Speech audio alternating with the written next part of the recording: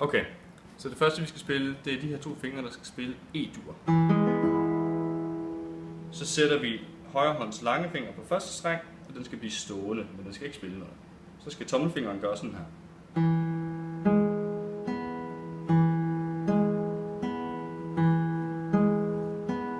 Det gentager vi indtil vi kan. Så bagefter, så skal den gøre sådan her. Vi skifter til A-mol i venstre hånd. Og tilbage til E-dur. Det sættes sammen på den måde, at den her runde kommer 2 gange i træk. Og nu går den videre.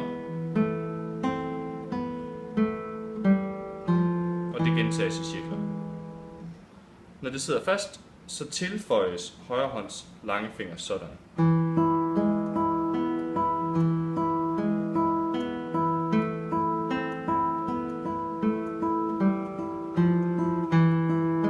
Tempoet kan sættes op, hvis der kan spilles rigtigt uden fejl.